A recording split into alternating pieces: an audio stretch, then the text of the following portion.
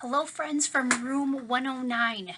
We got the idea last week, Friday, at our Zoom classroom meeting that I should finish this book for you. We were getting close to the end of this book. It was getting pretty exciting. We were on the edge of our seat to see what was going to happen next in How to Steal a Dog. So just to refresh your memory, it feels like it's been so long since we were in this book, but to refresh your memory, Georgina and Toby were living in their car with their mom after some unfortunate circumstances left them without a place to live. And their mom was working lots of jobs trying to save up money so they could get a place to live. And in the meantime, Toby and Georgina had to develop a lot of responsibility to take care of things. And they got an idea that if they could steal a dog and then collect reward money for finding the dog, they'd be able to have enough money to get themselves a place to stay, an apartment or rent a house. One thing we had just noticed as we were reading this is almost every chapter ended with Georgina saying, "That's it, I made up my mind, I had to steal a dog," or something like that. And we kind of decided we thought the author was doing that to show us that Georgina really didn't like this idea and that she's a really good kid and she's hesitant and not really sure, so she's almost trying to convince herself every chapter that this is really what I have to do because she really isn't comfortable with this being the solution. So I'm going to reread. It looks like, based on where I left my bookmark, we had just finished chapter 15, but instead of jumping right into 16, I thought maybe I would reread 15 to kind of refresh our memories where we left off. And then I'm just going to read it all the way through. So I'm not sure how long this video will go, but you're welcome to pause it if you'd like to and come back to it. But I wanted to honor your wishes and finish reading How to Steal a Dog. Chapter 15. Okay, now listen, Toby. I took him by the shoulders and looked him straight in the eye. Then I gave him a little shake just to make sure he was paying attention. There might be a man back there with Willie. Remember, they had hid Willie behind that abandoned house, and there was a man who was kind of hanging out back there, and his name was Mookie, if you remember correctly. There might be a man back there with Willie. I jerked my head in the direction of the old house. Toby's eyes got wide. Who? He said. A man named Mookie. A man named Mookie? I nodded. But it's okay, I said. He's nice. He gave Willie some sardines. Well, what's he doing back there? Toby asked. I shrugged. Just kind of living there, I guess. Toby glanced nervously at the house. How'd he get in? He's not inside, I said. He's living outside, out in the back, right where Willie is. You mean he's homeless?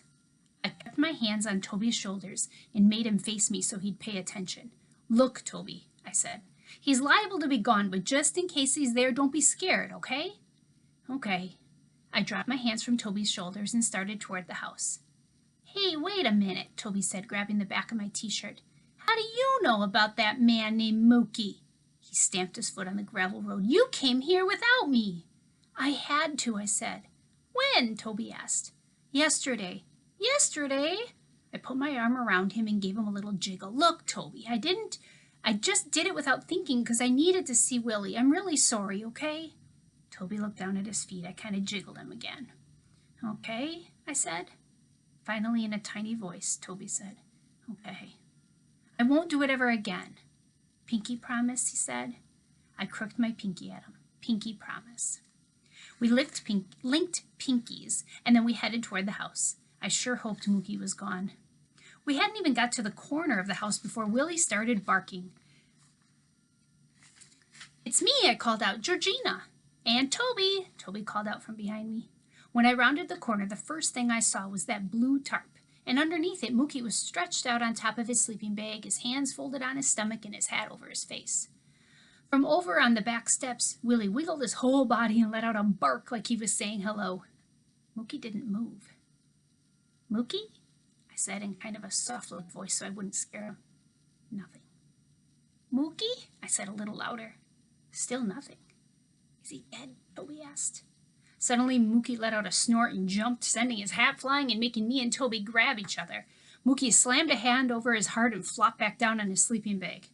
Oh, you just scared the Bessie bug right out of me, he said. I brought Willie some stuff to eat, I said, waving my paper bag in the air. Mookie sat up and put his hat on. Me and him's having liver pudding. I wrinkled my nose. What's that? Liver pudding? Mookie rubbed his hand in a circle on his stomach. It's some good eating, that's what. Right? Willie sat on the porch steps and lifted up a paw. Mookie chuckled. That dog's got good taste. He nodded toward Toby. Who's he? That's my brother Toby. Mookie got up and held out his 3-fingered hand toward Toby. I'd forgotten to warn Toby about that, but for once in his life, he didn't act like a scaredy baby. He shook Mookie's hand, and he didn't even notice those missing fingers. It's a darn shame that landlord of yours, ain't it? Mookie said to Toby. Toby looked at me, and then he looked back at Mookie. Yes, sir, it is. I felt a flood of relief come over me. Toby wasn't going to say something stupid like he usually did. I bet y'all sure do miss your little dog, don't you? Mookie said. We sure do, I said. Toby nodded. Yes, sir, we do. Mookie rolled up his sleeping bag and stuffed it into the crate on the back of his bicycle. Kind of hard to sleep around him, though, ain't it? I looked over at Willie. He looked back at me with his shiny little eyes and his eyebrows lifted up like he was curious as anything to hear what I was going to say. I shrugged. Sometimes. Mookie wiped a plastic coffee mug with his shirt tail and put it into his burlap bag. That dog snores like that all the time? He asked. No, not all the time. Mookie chuckled and put a few more things inside his burlap bag. Then he tucked it into the crate beside his sleeping bag. Are you leaving? I asked. I sure hoped he was. Yep. Good, I thought. Now I could concentrate on what we had to do. Mookie pushed his bike toward the path leading out to the road. Well, what about that? I said, pointing to his blue tarp. Oh, I'll be back, he said. Me and Toby watched him disappear around the corner of the house, and a few seconds later the sound of gravelly singing echoed through the woods and faded away. Is he homeless? Toby asked. I don't know. I sat on the step beside Willie and let him root around inside the paper bag. He pulled out a chunk of a bagel and gobbled it down. I bet he is, Toby said. I stroked Willie's head while he ate the rest of the scraps I had brought him, except for the slice of tomato. He just sniffed at that. Don't you think he is probably homeless? Toby said. How should I know? I snapped.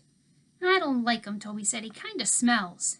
So do you, I hollered, making Willie jump off my lap and slink away like I'd just smacked him. So do you, Toby hollered back. Why was I being so mean to Toby? Maybe I figured if I was mean to Toby, I'd feel better about things, but I didn't. Let's go take Willie for a walk, I said. The next day, Mama made Toby stay at the coffee shop to do his homework over the corner booth by the kitchen. He had whined and carried on, but it hadn't done a bit of good. So now I was finally free to be by myself and figure things out.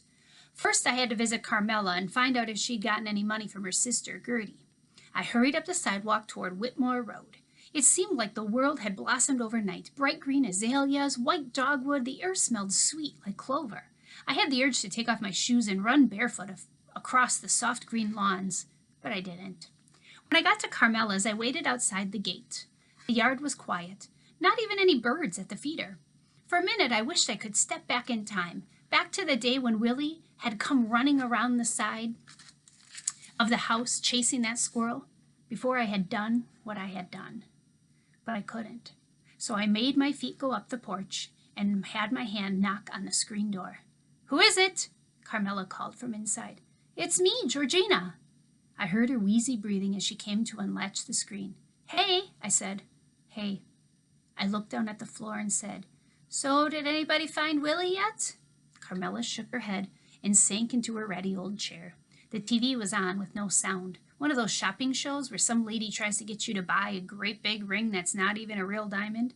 The lady wiggled her fingers around, making the diamond sparkle for the cameras. Well, what about your sister Gertie? I said. Carmela shook her head again. What am I going to do? She said in this flat kind of voice that made me sort of scared. I sat on the ottoman across from her. Well, what did your sister Gertie say? She said she hasn't got the money, but I know good well she does. Carmela wiped her nose with her hand and stared at the TV. She says I'm pathetic for getting all worked up over a dog. So what are you going to do? I asked. I'm thinking I'm just going to go ahead and offer whatever money I can. Well, how much is that? Carmela sighed. Oh, I don't know, $50 maybe? My stomach went thump. But you put $500 on all those signs you put around town, I said. I know, Carmela blew her nose. Maybe whoever finds Willie won't care about money. She stuffed the tissue into her pocket. I know I wouldn't, she said. Would you? I shrugged. Well, sort of. I mean, not really, but with every word that came out of my mouth, I felt like I was digging myself into a hole.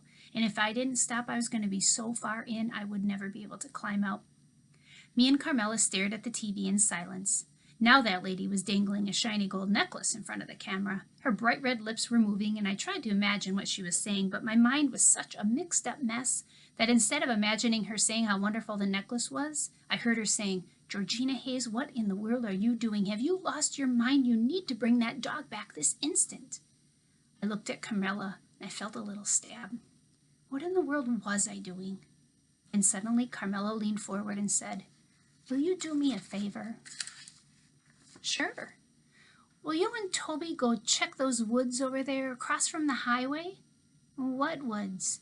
"Over yonder." She waved her arm toward the main highway, toward the gravel road, toward our old house. "You probably think I'm crazy," she said, "but sometimes I think I hear Willie barking from over in that direction." Thump.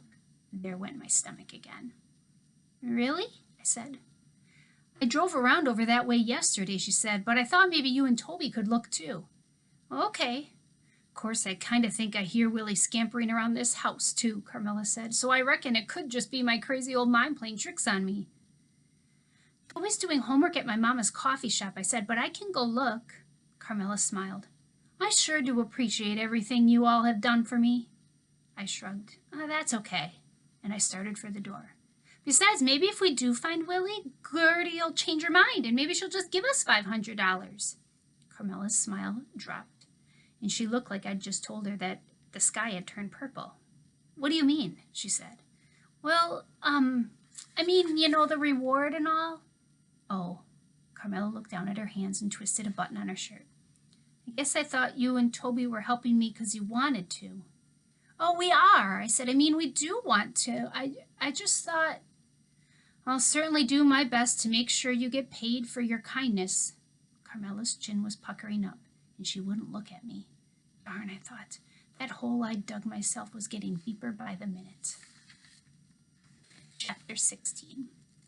As soon as I got to the house, I knew Mookie was back. First, I saw his bicycle propped against the bushes on the side. Then I caught a whiff of something cooking. He looked up when I came around the corner. "Hey there," he said. Hey." I went straight over to Willie and gave him the bacon I'd brought. "I'm glad you brought that," Mookie said, "because he's been eyeing my Hoover gravy like he was going to eat it, and then me too."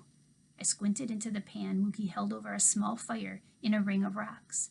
A pale gray liquid bubbled and smoked in the pan. "What is that?" I said. "Hoover gravy," Mookie said. "Want some?" "No, thanks." I watched him dip a slice of bread into the watery liquid and eat it. Yuck. "Where's Toby?" Mookie said. "Oh, he's doing his homework with my mom." "Ain't you got homework?" I sat on the steps and pulled Willie into my lap. "A little." I picked some burrs out of Willie's fur. "But I don't need help like Toby. He's not real smart." Mookie sopped up another piece of bread in the watery gravy. "Smart ain't got a thing to do with school," he said. "I never went past 6th grade myself." He ate the soggy bread, and then he added, "And I'm pretty smart."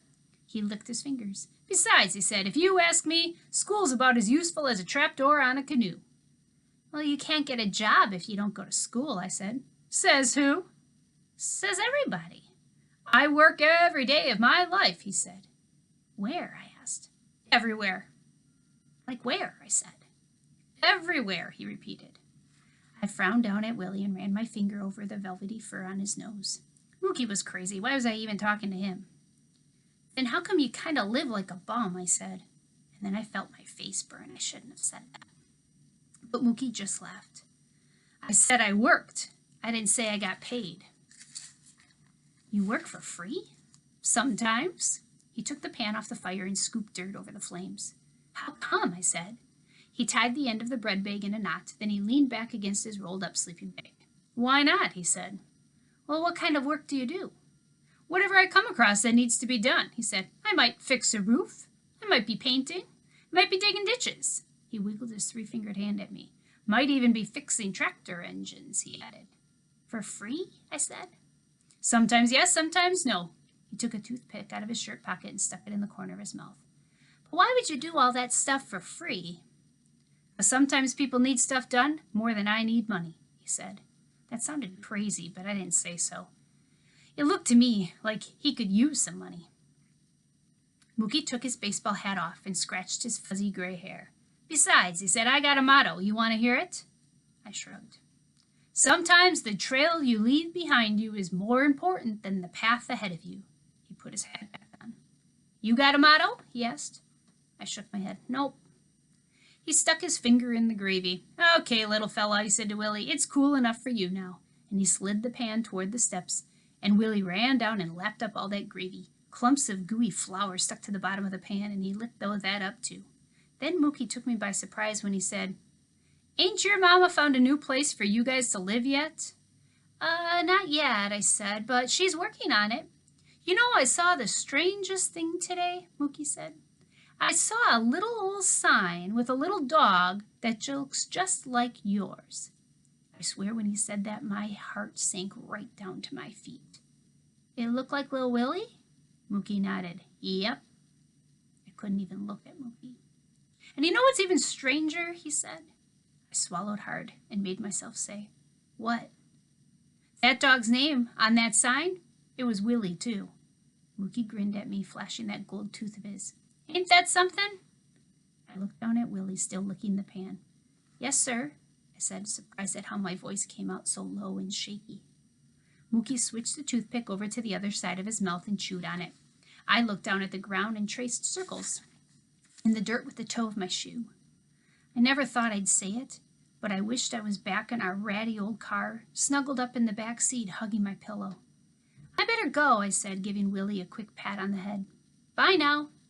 I felt Mookie's eyes on me as I walked toward the side of the house, and just when I was about to round the corner, he called out, Hey, Georgina! I stopped. I got another motto, he said. You want to hear it? He didn't even wait for an answer. Sometimes, he said, the more you stir it, the worse it stinks. I turned and hurried up the path to the road. When I got back to the car, I took out my purple notebook. I slouched down and I propped my feet on the dashboard. I opened to How to Steal a Dog. April 25th, I wrote, Step 7. I stared out the window, tapping the pencil on my teeth. I looked down at the paper and I wrote, Remember. I looked out the window again and back at the paper. I drew a box around the word remember, and inside the box I wrote, Sometimes the more you stir it, the worse it stinks. Then I closed my notebook, climbed into the back seat, hugged my pillow, and waited for Mama and Toby. What do you think that means? The more you stir it, the more it stinks. Think about what Mookie's kind of been asking Georgina about. I think that Mookie has an idea that Georgina isn't being very truthful about what's going on with her life, and I think he knows that she's not being very truthful about little Willie and why he's tied up behind that old house. So I think he's telling her, the more you lie and the more you dig yourself into a hole, the more it doesn't make any sense and the more people are going to be pretty suspicious about what you're saying. Well, that was the end of chapter 16. I think I'm going to stop right here and then I'll start a new video for chapter 17, maybe 17 through 20.